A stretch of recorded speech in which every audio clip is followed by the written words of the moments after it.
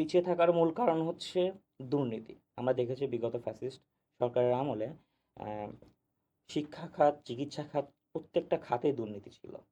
এই দুর্নীতির কারণে আমাদের যে আমরা যারা স্টুডেন্ট, ছাত্র বা ছাত্রী বা শিক্ষার্থী যারা আছে, এক কথায় ছোট থেকে স্কুল কলেজের শিক্ষার্থী থেকে শুরু করে বিশ্ববিদ্যালয়ের শিক্ষার্থী সবাই রাজনৈতিক আহ, রাজনৈতিক দ্বারা সবসময় প্রভাবিত রাজনীতিক দ্বারা প্রভাবিত বা প্রভাবিত সব হয়েছিলাম। জায়গায় হ্যাঁ, হ্যাঁ, রাজনীতিকের ছোঁয়া চলে ছোঁয়া গেছে ছিল। আর কি। যেখানে হুম, দুর্নীতি ছিল একদম একটা কমন একটা সেক্টর, বিষয়। কমন একটা বিষয় ছিল। তো দেখা যায় কি যে আমার বিশ্ববিদ্যালয়ে যে বাজেট পাস হবে, তো দেখা যাবে কি সেটা কোনোটাই আমাদের শিক্ষার কাজে ব্যয় হয় না। সেটা বিশ্ববিদ্যালয়, স্কুল, কলেজ যেটাতেই বলেন, আমাদের আমাদের শিক্ষার কাজে ব্যয় হয় না। তো যেহেতু আমরা ভালো ল্যাব পাবো না, আমার বিশ্ববিদ্যালয়ের কথা বলতেছি না, যেহেতু আমি বেসরকারি যেতে বিশ্ববিদ্যালয়ে পড়ি, অবশ্যই আপনার সুযোগ সুবিধা একটু আমার বেশি। সুযোগ সুবিধাটা অনেক ইয়ার থেকে বেশি।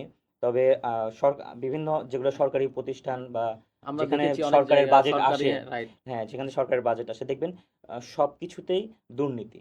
আহ, বিভিন্ন প্রতিষ্ঠানের বড় বড় পর্যায়ে। তো প্রথম প্রশ্নের একটাই উত্তর, দুর্নীতি। আর এই দুর্নীতিটা কমন হয়ে গেছিলো, যে জন্য আমরা ভালো ল্যাব, ভালো টিচার বা ভালো কিছুর সম্মুখীন। তো আমরা ভালো স্টুডেন্ট হিসাবে কিভাবে তৈরি হব?